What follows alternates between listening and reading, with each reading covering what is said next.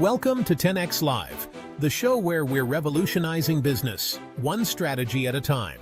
At 10X Solutions, we have a bold vision to democratize business excellence. We believe every organization deserves the tools to thrive. Our secret sauce, the perfect blend of cutting-edge AI, the proven power of organizational health, and growth management. We assembled genius teams equipped with advanced analytics to supercharge decision-making and skyrocket efficiency.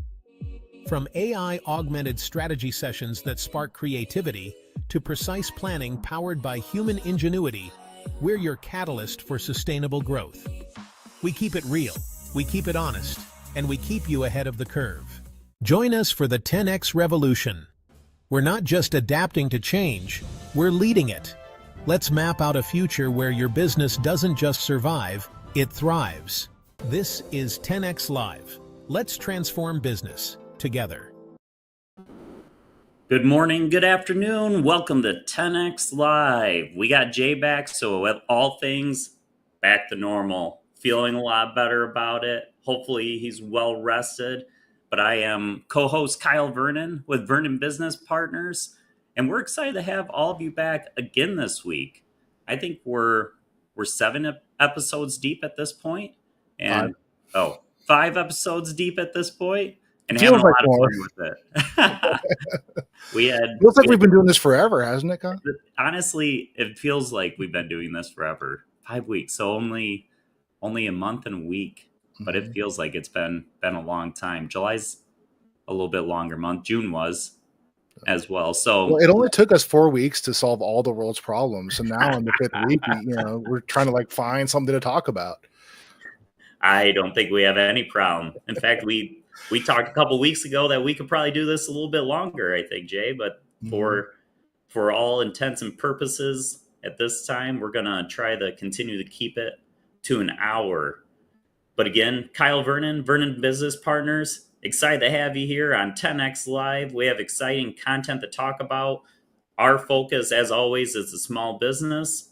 We are small business owners ourselves, and we want to make sure that that's near and dear to our heart. And most importantly, we want to figure out how to exponentially support those businesses to get a larger profit margin.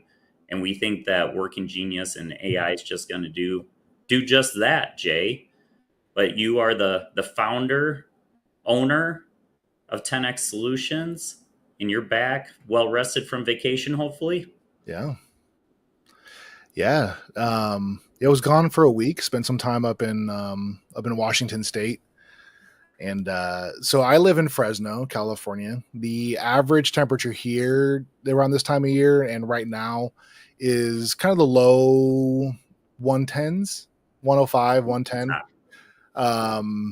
And in where I was in kind of all over kind of the northwest area of Washington State, but the kind of that region they had heat warnings there actually while I was there, and it was I think it was 82, 83.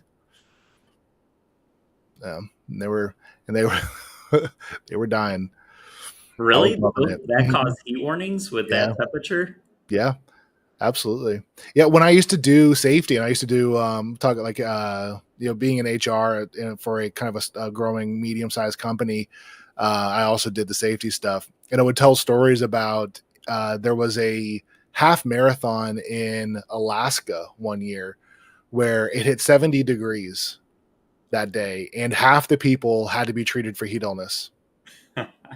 Because you're just not used to it. Your body is your body take time to acclimatize, and but it was beautiful and green. Man, that's the other thing is being in Central California, and there's other parts of California that are green, or but being kind of in Central California, it is brown.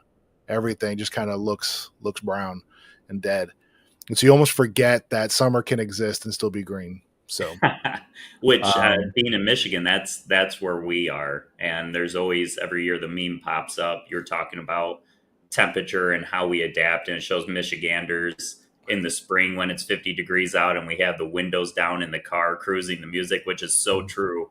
But then the fall comes and it's 50 degrees and we have all of our our North Face gear on and it's freezing. And so there is something to be said about it. It is when we're transitioning in the baseball and getting out, and I talk to my kids about it, they're getting heat exhausted more easily. And probably because we're all in controlled environments. I didn't grow up with air conditioning, didn't need it as much in Michigan growing up, but we're getting softer in different ways, but getting stronger, hopefully, mentally in the business world.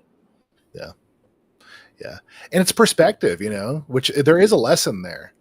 That if it's 100 degrees and you're used to 100 degrees, like it's going to take me a few days now to kind of get used to it again. Yeah. But once I'm used to it again, then I'm going to be somewhat used to it. And I'm going to have that different perspective. But 70 degrees can cause heat illness to other places, and that's like not even like necessarily perspective. It's not like how do you perceive hot or cold. It's, there's a lesson in that. I think this is a good lesson for the 6 working geniuses too, right? That we're all different. We all have different circumstances and we're all programmed, wired a bit differently. And so if you, in a similar way, like you can adapt, right? So like you don't necessarily adapt your kind of God-given personality, which is really kind of what the 6 geniuses are, but similar, right? You can understand that if somebody in 70 degrees feels like it's hot, to you, it's what? Yeah. Like, okay, why? Help me understand that. And then you realize that there's, okay, because you're used to 50 and your body's used to kind of keeping you warm. So when it gets 70 degrees and your body's trying to keep you warm and it's humid, you don't know how to, discharge the heat, and you overheat and it becomes a problem. Well, it is a shock to the body, right? And that's what I've been seeing. These ice bucket plunges are a big deal right now. People continue to do that. And individuals that I follow talking about being able to walk outside in t-shirt and shorts in the middle of winter is all about preparing the body and being able to not have the central nervous system shocked when it happens, because it goes into a mode to try to get you to safety, right? We talked a lot about that, how we can't give up some of those primal instincts. So it's more about conditioning of the body to those circumstances and getting it used. And so, yes, we're designed in a variety of ways in which we can, we just have to embrace and give each other a lot of grace, right? That's we're right. we're all in this together. So keep moving forward. Hardcore. Yes. Exciting times with that. Was there any main takeaways from your vacation that you're bringing back and you're like, that's a moment that I need to share or remember that really stuck with you? I saw Mount St. Helens. Are you familiar with Mount St. Helens? Definitely familiar with the name. I can't visualize it offhand. Definitely haven't been there. I'm not ready right now. So maybe you should hop on a soapbox and give me a few minutes to like pull a few images up. But so Mount St. Helens erupted on May 18th, 1980, I believe. And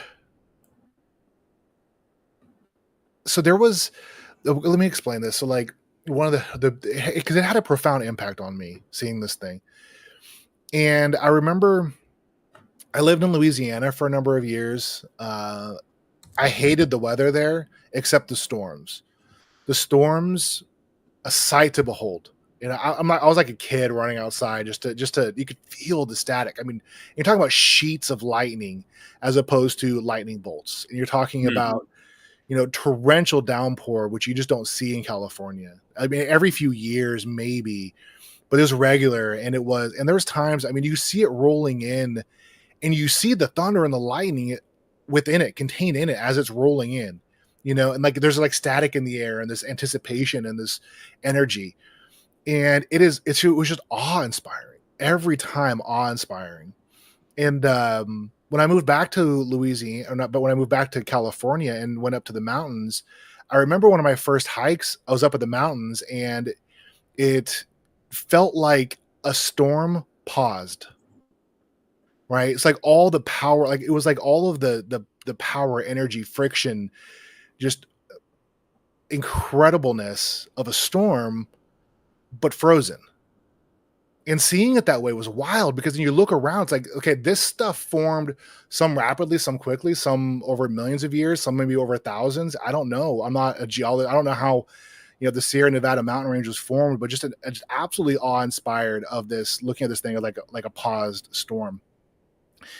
And then seeing Mount St. Helens it was like half the mountain blown off the top, gone. And then seeing like the videos of like how it happened and just the complete utter destruction, devastation was okay. So that was the mountain unpaused. And it blew me away. It just completely blew me away. And I don't think I'm doing a good enough job, because I'm talking about like visceral, just impact, staring at it, trying to explain a feeling. But I was, pardon the pun, blown away. I'm looking at it right now on the pictures or trying to look up storms as you stated, and man, it is, yeah. It's weird because it's mountainous, but it doesn't have a peak, does it? Because it erupted, because it's a volcano. And so it is something of, it looks like something's missing, which it is. Part of it is gone. Right. It happened. Well, and if you find the photos of the event too. So like this was 1980, nobody was videotaping it at the time, but there was a camper who was able to take pictures. And so you like still photos of it happening. But what was crazy about, one thing that was crazy about it was, so like, I mean, you're talking about a mountain, right? We're not talking about a hill. We're talking about, I don't know what it was, 12,000 feet, 13,000 feet. It was a large mountain, at least 10,000 feet tall. It kind of by itself, surrounded by forest. It's huge, right? I mean, it's a mountain. We have a hard time understanding that, especially if you've never like seen a mountain. But like if you imagine the biggest building in your town, imagine the biggest building in New York, and then multiplying that by like 10,000. Yeah. Like, it's huge. And what ended up happening was there was like, as the lava was like growing up in it, there ended up being this bulge. Like a mountain was like usually shaped like this, roughly. And there was this bulge started happening on the north side of it. So then the mountain was shaped like this, but what happened was the bulge collapsed and everything erupted from the north side. So like when you see it, the whole, like half the mountain just goes, and then the rest just kind of, and then the plumes coming up after it was insane. Yeah, that's not what we're here to talk about, but you asked me, and it was, seeing something like that changes your perspective on life in a lot of ways. Yeah. That's Mount St. Helens. Well, I feel like I was able to live it. I appreciate you sharing and going through it. These, for me, just briefly talking working genius, you wonder and invention is where you live. You are in that ideation stage. I am the kind of the end of the model where I like to go. And so having somebody like you clue me in and do all the wondering and the thinking on it, for me to be able to hear you talk and look at pictures, makes it feel like I'm getting to the stages of where I want it to be. Like, I love listening to it, but if you just handed me an article and I need to read it, right, there's just not really action. It's just kind of pulling information in, and I want to do the action side of it. And you're, if I had to guess, person that would love to just eat as much information as you can. I'm sure there's topics you don't care to eat it, but for the most part, your curiosity is probably ongoing. I don't know if that's accurate or not. Right. Man, that's cool. Well, I'm glad you had a great trip. Denise posted a link. I don't know if I can pull it up. Let me try and pull it up.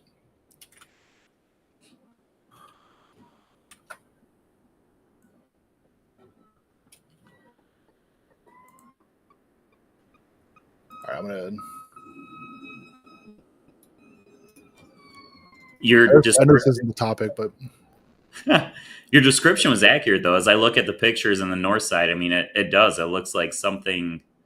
It just gave out on one side of the mountain range. It just oozed out, melted, and fell out. Yeah, absolutely wild. All I'm going to post this link in our chat too, so anybody on YouTube or Twitch can check out that video Denise posted. Thank you. Yeah, so pretty awesome. That was so that was out of the trip. That was the thing that had a big impact for me. But yeah. So moving on, let's next week we are going to be. I'm excited. So for anybody who doesn't know, my name is Jay Scott. I am the founder of 10X Solutions. We are a consulting firm, kind of a bootstrap starting off consulting firm, easy to say. And I am new to consulting. I'm not new to the business world, and I'm not new to the things I know, but I'm new to this side of it. So that has been a big learning curve and a challenge, trying to figure out how to go from 0 to 1 in that, and then to continue to grow from there. And thanks to this group and the Working Geniuses, so as well, because I am all about ideation. I'm all about coming up with ideas and finding solutions. It is not in my nature to want to drive things through to completion. Ask my first through 12th grade teachers; they'll tell you the same. I aced every test and I knew the material probably better than most people, but homework would rot in my backpack and I wouldn't turn it in. And so as an adult, that is a challenge for me, but it's one I have to overcome. And so I'm excited to announce that we're doing that we have developed a product that will be able to analyze individuals and businesses and teams and provide very high level actionable insights that can be immediately implemented and start impacting the bottom line for companies. It is going to be incredibly powerful, incredibly useful. And it is, so we're going to be kind of alpha testing it next week. Or at least kind of a show demonstration. So actually the alpha test live will be 2 weeks from today, July 31st. So instead of being $500, the product is going to be $50. So that's 10X Solutions. We always want to, never want to charge more than 10% of what we feel like the value is. And if we can't do that, then we need to find a new product and a new offering, because that is why we exist, to democratize business excellence.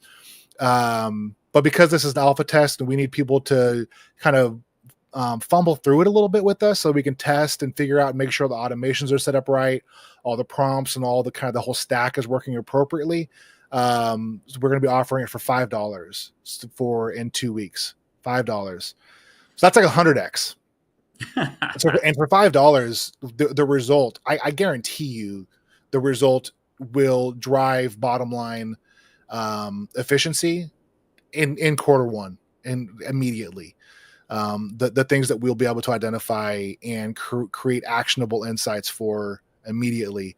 So that's in 2 weeks. We'll have that ready in 2 weeks, and then that way we can begin the testing, make sure everything's smooth, ironed out, so that we can up it to $50 and start getting it out worldwide. And then from that too, so that's going to be a big generator for business as well on the consulting side. So huge things coming up. We're really excited about. Very, very certain that not only the value exists, but that people are going to be excited with the results. So you and McDonald's are the only ones that are going backwards and going back to the $5 offerings here. This is not subject to inflation with the service that you are offering. It's better than normal. Shoot, your Starbucks doesn't even go that low in Fresno. We might still have that in Michigan in places, but no way that you're paying that little for coffee. Yeah. And I can't sustain that either, but that's just to get people to help us test. Yeah. Well, and you want to get it out there. This goes back to the core of what you and I are here. We want to help humans. We want to help small businesses. And the way that we get the word out there is by getting those humans, those investors, those early people in. This is something that we believe in, and you really deliver on these opportunities. So I can't wait until next week's episode to try it out and then the launch. So next week we will do. I think what I'm going to do is just demonstrate the prototype of the result, not fully go through the whole process, but just demonstrate what the end product will look like. and then the following week we'll actually be able to start digging into it. That's great. And for those that haven't watched us, how are you creating this product, Jay? What's your main tool of sourcing this? I think the answer you're looking for is AI. Yeah. Yeah. I think it's a good reminder. It's where we live and breathe with the 6 types of working geniuses and AI generated. And it's something that we encourage everybody to get on board with, because we get to be the front end users, and we will all be better off if we embrace this tool instead of letting a few learn it and then monopolize it. So I can't wait to see it. That'll be a great product to share with our audience. Yeah, I'm excited. I'm really excited. All right. So let's talk about hardcore psychological safety. Sounds like a big topic. Right? Let me do some little copy paste stuff here. Actually, you know what? I was going to talk about something else too. So let me slice, cut, rewind. Yeah. So I read a new book. I actually listened to a new book, and I thought it was pretty interesting. So I figured we would chat about it for a minute. All right. So let me. So the name of the book is Super Communicators by Charles Duhigg. So listen to this on Audible. Yeah, and it was pretty interesting. So, the thing that really stood out to me in that, which I thought was worth kind of talking about here, is how when we communicate with people, oftentimes we don't really even know what we're trying to achieve, right? So understanding that, so like for instance, let's say Kyle, you're hanging out with your wife, you guys are talking, she's had a bad day and she's kind of venting to you, right?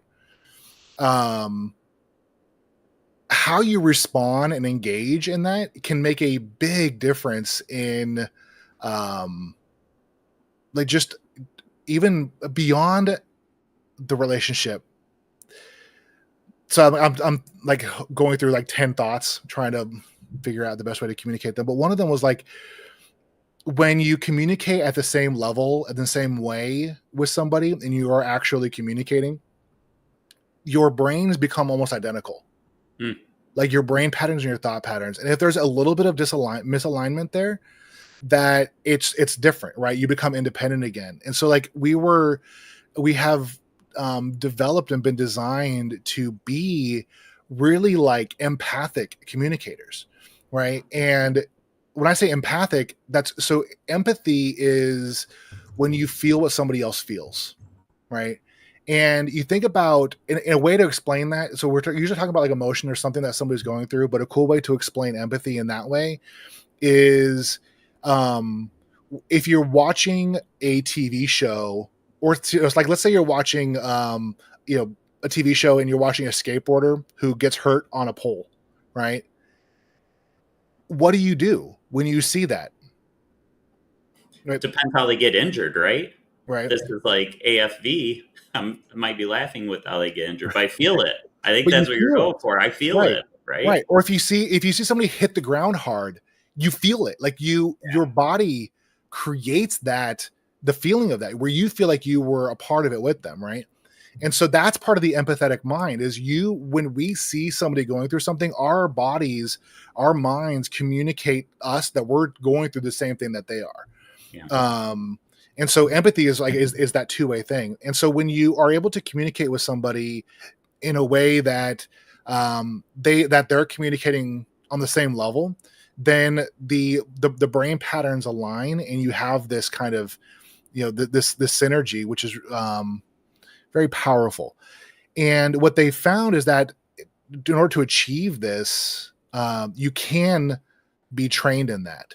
So there are people who naturally do that, who have this natural ability to really understand, ask good questions, engage, be empathetic, draw people in a convincing and negotiating way too, right? If you think about every conversation as a type of negotiation, not only do you want to be heard, but you need to be heard. But oftentimes you feel like I need to be heard, so I'm going to tell you what I'm thinking. Yeah. Well, sometimes the best thing to do is wait for that alignment and be clear about what you're communicating. And that way, what you're saying is actually understood and changes the person you're listening to. So it's fascinating stuff. I will do this too, because you did mention AI. I'm going to just show off this really quick as well. Do a little share screen. Well, with the sales background, a lot of what you're talking about makes me feel like a lot of my sales training that we were going through, because so much of it, the best salespeople were not always the most knowledgeable as the ones that could connect. And so when you talk about the brains merging, getting on the same wavelength, that is very much the difference in somebody in some of those intangibles. You can teach them all the things that they need to know about a product, but at the end of the day, they buy from people. We always said people they like, but it's people they can relate to, people they connect with. It sounds like it's spot on with some of the sales tactics in which I've learned. Yeah. And so this is the science behind that. And then the kind of the practical how to, which is cool. So this right here that you're looking at, by the way, was made by Claude with about 2 prompts. So I went to, now it's taken me 50 prompts to figure out how to do this. Right. So it wasn't as easy as just that. So there's trial, error, practice, prompt engineering. But Claude has gotten to the point where it's able to do stuff like this, which is within just its chatbot. So which is cool. So what I did was I actually, I found somebody's, and I forget who it was, but there was a LinkedIn article of a summary of the book. And so I used Perplexity, which is a Google Chrome add-on, to kind of web crawl the article and come up with a structured kind of a data set of the content that it contained. And then I took that over to Claude and said, hey, create a JS, which is JavaScript, create a JS-based, visually appealing HTML presentation on these concepts. And then I just pasted the concepts and it created this presentation for us. So, so I kind of want to show that. Thought I'd share that. That's probably a future demonstration showing how Claude can do that. We won't go into all that today for the sake of time, but we have this. So super communicators. I would be a better communicator if I didn't try and talk so fast. You're so excited. You got so much information, that giant brain. You got to get it. You want to get it all out in the time that we have. We're about this now. So yeah, the key concepts: cognitive empathy, motivational empathy, metacognition. It's wild how many people don't have metacognition. It's interesting. There are people out there, and a lot of them, who don't even consider their own thoughts, who don't even consider their own thought process and patterns and how they think and why they think the way they do. And that's weird to me, because that's like my head. But and so elaborate a little bit on that, because I might be this person. I'm trying to think about thinking and understanding one's own thought process. Yeah, and if you are, I made the comment almost making fun of myself because I'm so in my head. No, and it's okay. We talk 6 types of working genius. It's really important for others to know that it's not intentional, but we're trying to find our joy, our energy. And so there's going to be things that we skip because there's going to be certain ways in which we think and act, right? So when you talk metacognition here, what are you, can you think of an example or how that is, or how's that work in your head? Maybe that's the easiest way of explaining. Yeah. So one of the things I do, so this is an example, and it may not be the example he's talking about, but I'll use it as an example of how I kind of condition my brain sometimes to think differently. I had a relative recently have a lot of success with those new Ozempic. I think it was Monjaro he's taking, but had a lot of success with those. And I've known a lot of people who have had a lot of success with those. And one of the things they talk about with it is all it is doing is changing how we think about food, right? Mm-hmm.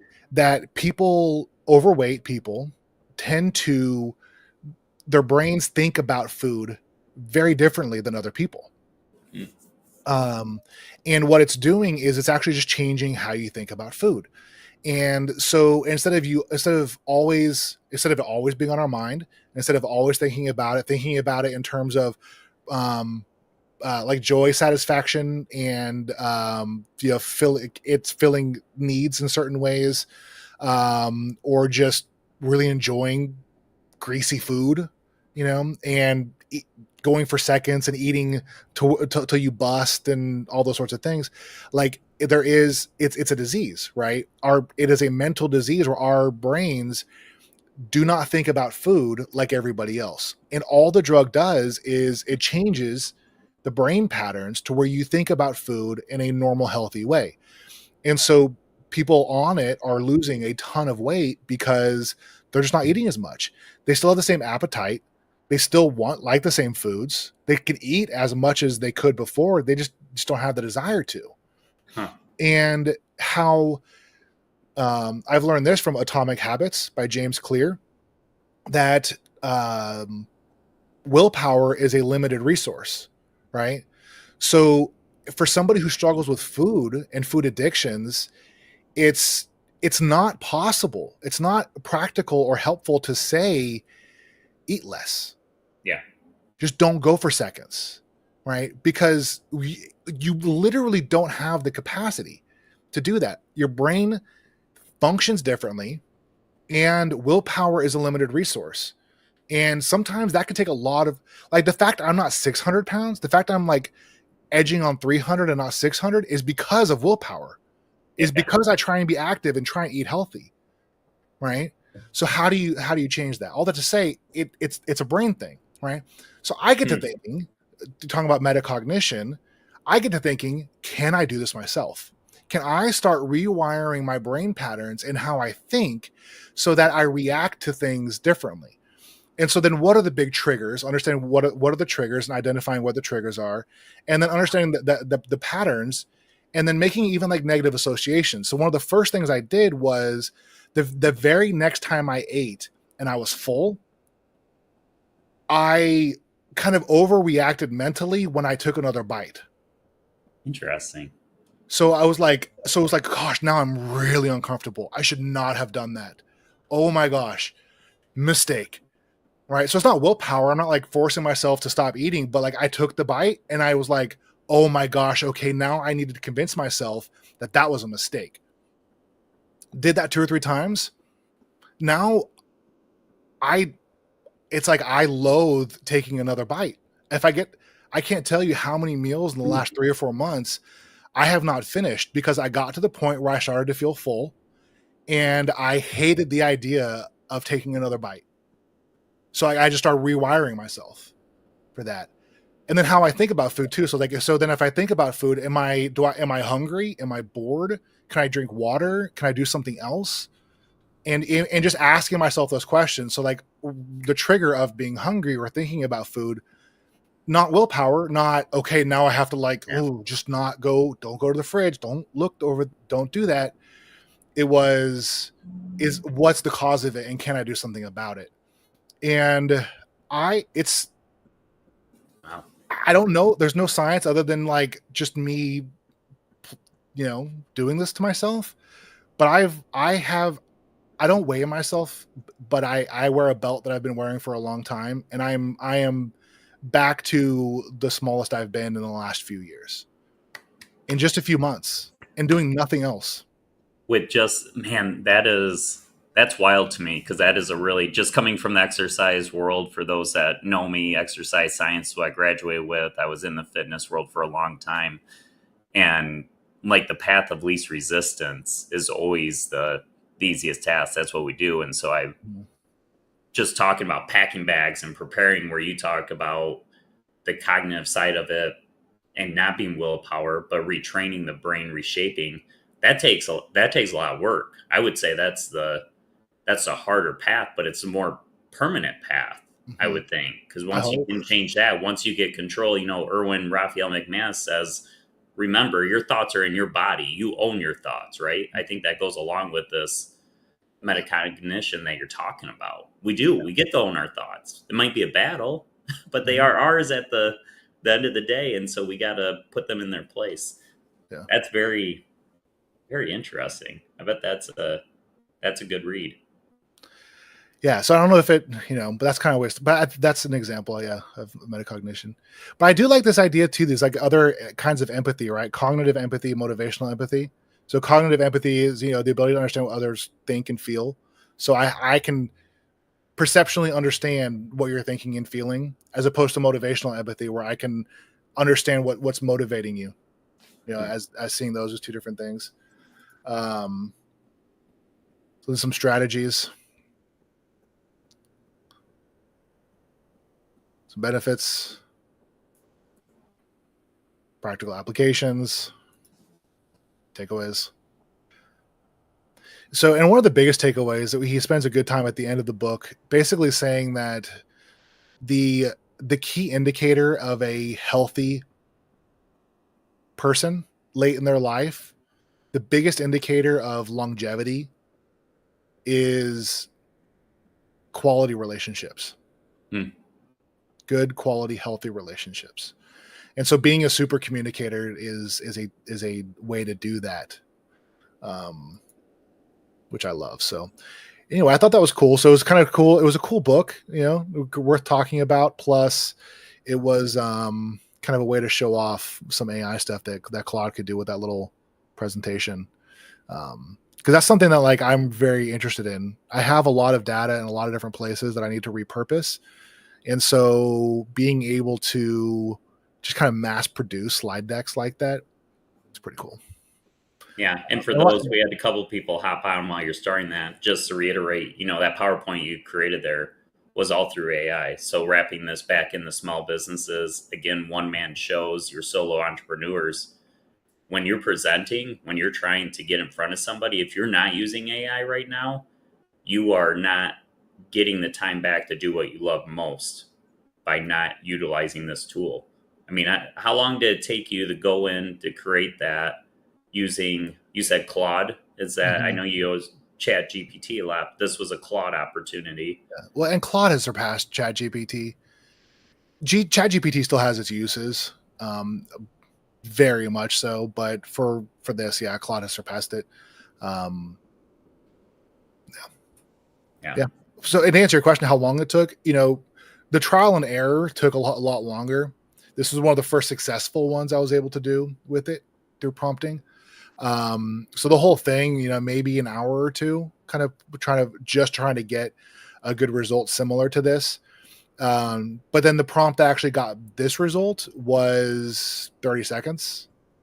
So now that I have that, now I'm going to be able to reproduce it significantly more. But yeah. Well, we got like 20 minutes left. Okay. So, we were talking before we went live about what we'll talk about next week. And so my guess is now we're probably just going to carry this over, because I think that this conversation is one that we can really break down over a long period of time. I think there's a lot to unpack about it. So let me chat for a couple minutes. I'm going to put get a couple graphics ready. Okay. Introduce the ideas. That sounds good.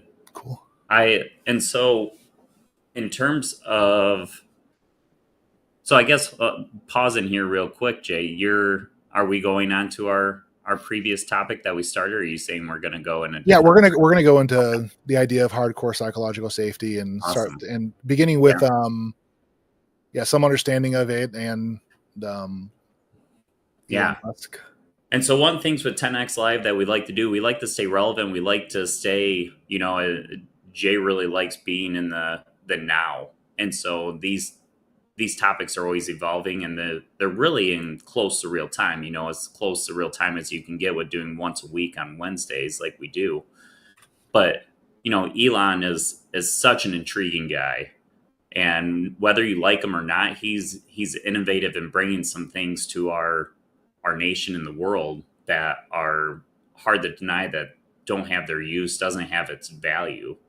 And so as as Jay was researching and looking through, one of the topics that X, previously known as Twitter, has brought up is that there was a topic around this hardcore psychological safety.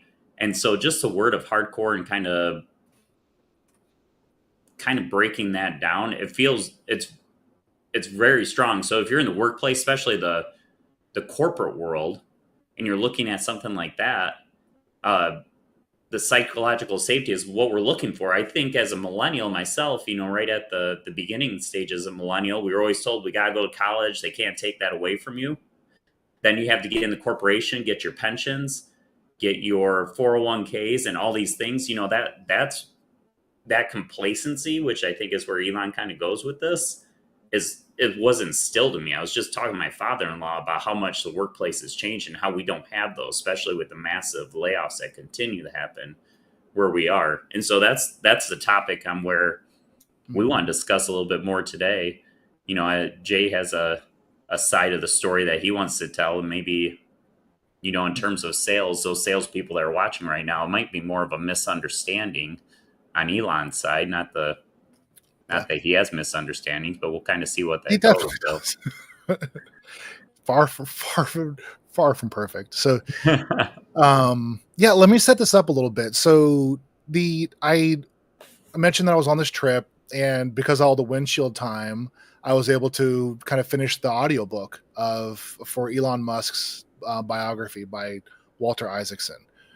I had a lot of opinions, a lot of thoughts. It was inspiring, frustrating, they're anger inducing in times. It was kind of a whole emotion going through learning about this polarizing, captivating person, Elon Musk. But then something happened and I was like, oh, dang it. So I was mad. I was like, how could he respond this way? And so here's the situation. So if everyone remembers, Elon Musk, with no controversy or whatever, bought Twitter.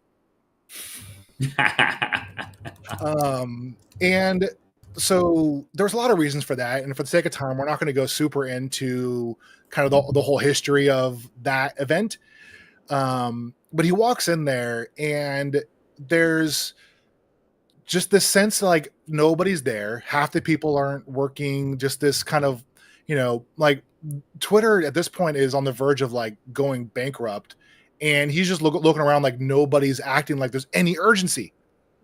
And they're going in like it's wartime. You hear the story about the takeover of Twitter, and it's like they went in with their generals wartime. It was wild. And so this idea of psychological safety was brought up, and either they saw a t-shirt about it, or it was they came across the policies, or I forget the exact context, but here's the quote from the book. So Musk let out a bitter laugh when he heard the phrase psychological safety. It made him recoil. He considered it to be the enemy of urgency, progress, orbital velocity. His preferred buzzword was hardcore. Discomfort, he believed, was a good thing. It was a weapon against the scourge of complacency. Right? So he took this idea of psychological safety and said, that is the enemy. Right? It is the scourge of complacency. It's a scourge that causes complacency. And, my first thought was he doesn't understand what psychological safety is. And my second thought was, what can we learn from this? Yeah. And so in thinking about this, I think that we can. I think there's a lot that we can learn. And I may not have been the first one. I'm the first one I know of. So we now 10X Live are the first one to coin the phrase hardcore psychological safety. Right. So let's dive into that. And because we only have 15 minutes left, and this is something that I think we could talk about for a while, we're going to talk about this next week too. So if you're here and you have some thoughts, next week, we'll try and maybe even just be a lot more participatory. You can participate more. And we can just have more conversation about this. So let me lay out kind of what I'm thinking here. So psychological safety is, here's the definition. So Amy Edmondson, she's kind of considered to be the really the forerunner with the ideas of psychological safety. I'm a Pat Lencioni fan. I'm kind of a fanboy, and so I was like, yeah, I think he was first. So I'm looking up, I'm researching it, and so she came up with the idea. I think we're kind of around the same time he did, which is kind of interesting. His observations. I don't know how much his was influenced by hers, but they both kind of just nailed it. So psychological safety is a belief that one will not be punished or humiliated for speaking up with ideas, questions, concerns, or mistakes. Right? So psychological safety is the ability within a team to know that you're allowed to make a mistake. You're allowed to have a bad day, and you're allowed to own those mistakes. That if I make a mistake, I know that I'm not going to be gossiped about. I'm not going to be people talking behind my back. People are going to be trying to find ways to undermine me in order to move up in the company themselves, to create political silos, to work against me in the work that I'm doing. Right. All of these things, knowing that you have the ability to be you at work and put your best effort forward and not be ridiculed for it. That's psychological safety. And that sounds more like, I haven't studied Elon a lot, but honestly, I think that's the type of environment that he would want, because he loves the wonder. In my opinion, he's got to be a wonder. He's probably WT. Like that's what I think. He wants to always he wants to know what the best possible outcome is. Like, how high can he go? That's why he's in space. That's why everybody has satellites down to these few primal tribes. Just listening today about talking about what it's doing with having internet everywhere that we have throughout the entire world now. And that's because of Elon and what he's done, the greater possibility, right? Yeah. And so that is really interesting why he would have that recoil when that and you would understand, and I think you would understand if you know his philosophy, right? And that's kind of why I think there's something too hardcore psychological safety, because psychological safety isn't going to help us colonize Mars. I have to cough for a second. No, it won't. And he is about forward movement. And so I could disruption, see where he could chaos. He is totally okay with shaking, discomfort, and trying to get people uncomfortable, because when we are comfortable, we're not necessarily making progress. But it doesn't mean that we have to be hit with cattle prods, right? And so there's probably something in between in which that we can learn from this. Well, not in between. Not in between. I would say that we can synergize with them. Yeah. Right. I wouldn't say this. I wouldn't say compromise. I would say let's take both and change the freaking world. Yes. Which will take some uncomfortable. He probably doesn't like people wasting his time either. So I could see on the one side of the recoil, if people are just speaking their mind and have not thought about it, tying it together with your super communicators. If somebody's not thinking about what they're going to be saying and they're just sharing, he's probably a fast mover. It's like, please don't talk again. Like, I could see him being like that if that's not going to be insightful. Right. Yeah, I mean, and there's, so when relating it to him, like there are, he is not a great example of leadership. In some ways he's like the best example. In some ways he's the worst. Yeah. He's the best example because he gets stuff done, right? And he has a big vision and people rally behind him and he's getting stuff done. And in some ways he's become the best leader we've, business wise, we have known in the last 100, 200 years. But it's not reproducible. He is an enigmatic figure that you can't say, here's a model, go out and do that. Yeah. Right. And one of the things that's rough, and I understand his urgency, he feels like we have to get to Mars before he dies because, from listening to his biography, I believe if we don't, we won't. His companies, I don't think will exist very long after he dies. You know, so hopefully he lives a long time, but he's not. But he's not the like Amazon will, right? So Bezos, the other big billionaire, kind of in that space, is a businessman and a leader, and he's building an organization that can think and move on its own. Where in a lot of ways, without Elon, they're not going to be able to function at the way they are. They're not going to be able to make progress as the way they are, right? So in a lot of ways, he may be one of the greatest leaders of our time, and the worst if you ever tried to reproduce what he did, and what he does, right? And going back to psychological safety with that, what is hardcore psychological safety then, right? So let me define what I mean by hardcore psychological safety. Everybody, so hardcore psychology. So I'm doing this on the spot, because I came up with this idea like 2 days ago, and I've been fleshing it out in my mind.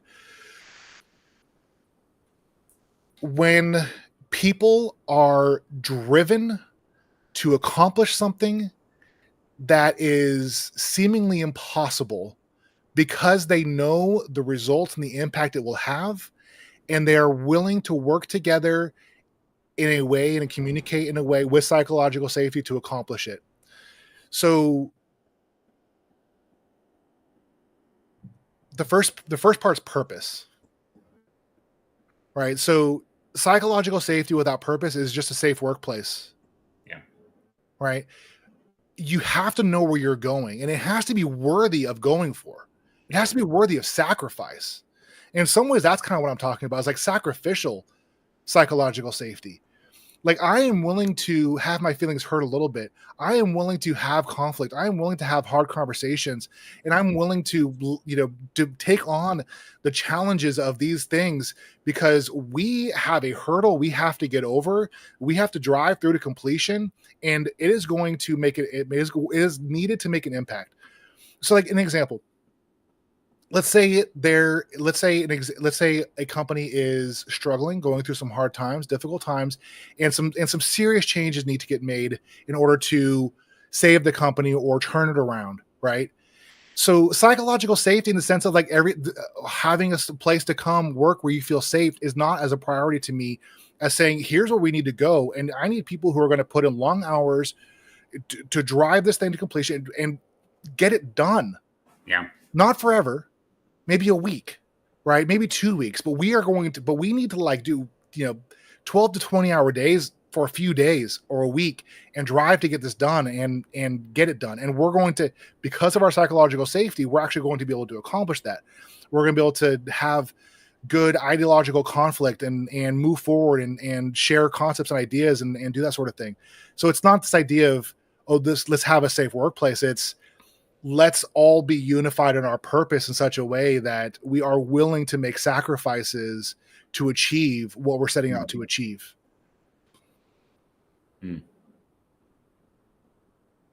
That is, yeah.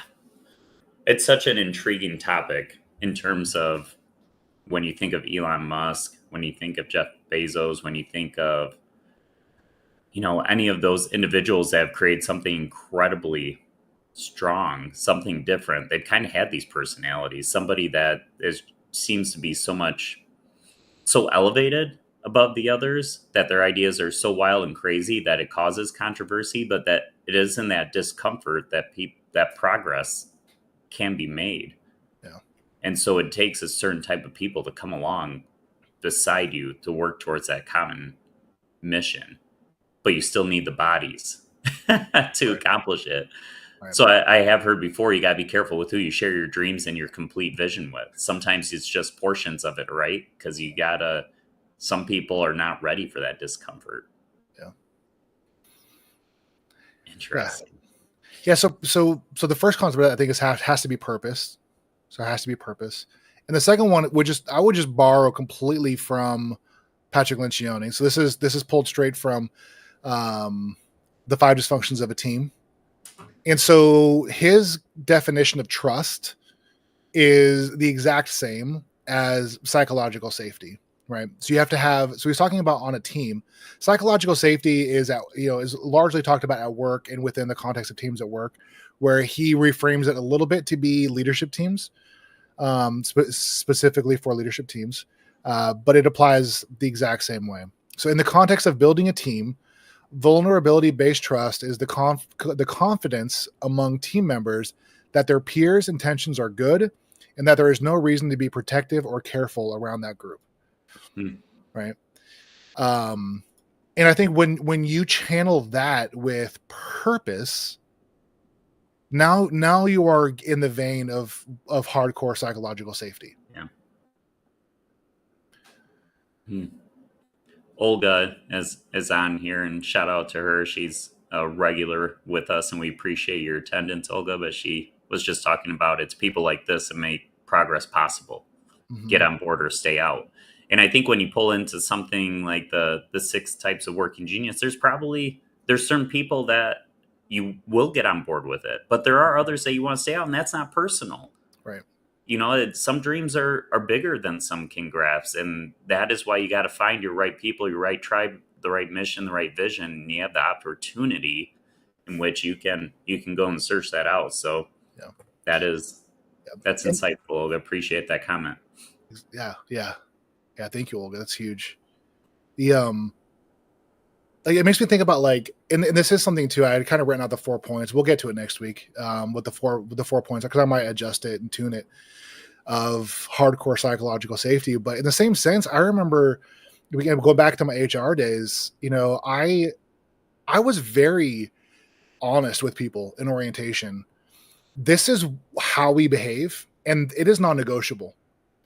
We are going to fight to maintain this culture at the company.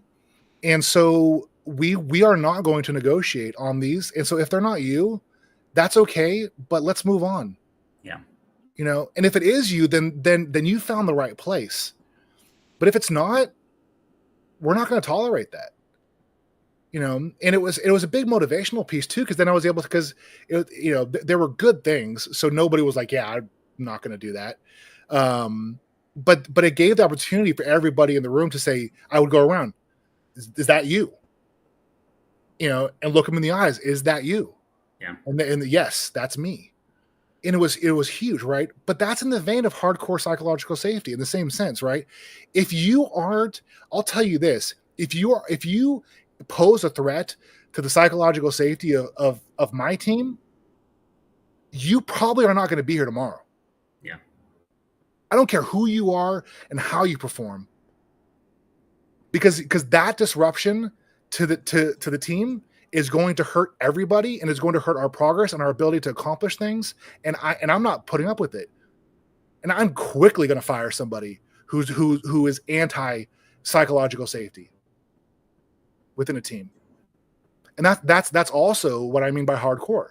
You protect it fiercely.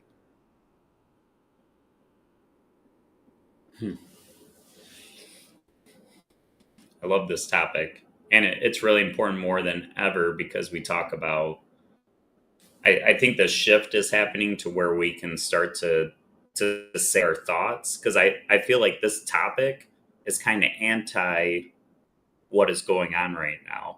And I don't want to take it too deep into that, but right now we're not really allowed to share our thoughts, because well, we're careful not to step on people's toes right now.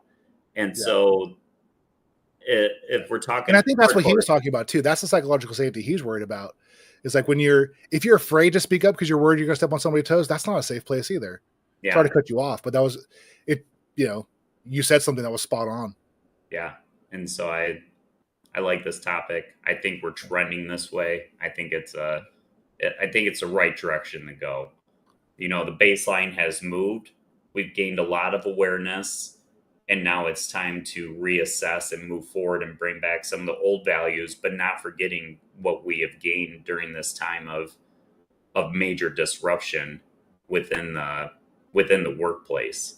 A lot of great things have happened, but we've also seen a lot of profitability issues and workplace issues happen, to where this disruption has to get back a little bit back on course.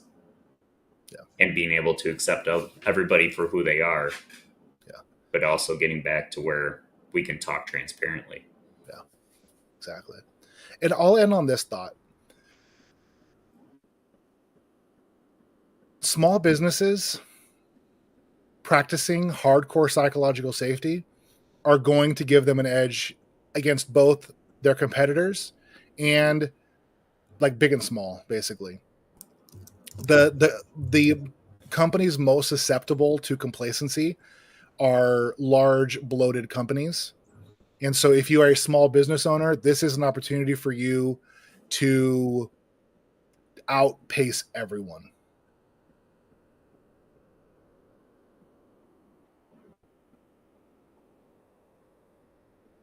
Cool. Yeah. Love it. Well, any last thoughts? A little bit towards the end here. Your voice has been crystal clear, but did it break up there? Strong visual of your mug is on there. Luckily, it caught you in a good still frame. Oh, great. With that. Well, that's fun. Can you hear me now? Oh yeah. Oh yeah. So it was just during probably the most important part that. Yeah. Well, we never, as far as I can tell, we never lost audio. You'll have to come back next week. But, yeah. Yes. Episode 5 in the books. Live stream. Catch us every Wednesday. 10X Live. Kyle Vernon, Jay Scott. We appreciate everybody who commented and attended. We look forward to seeing you next week. Take care, everybody.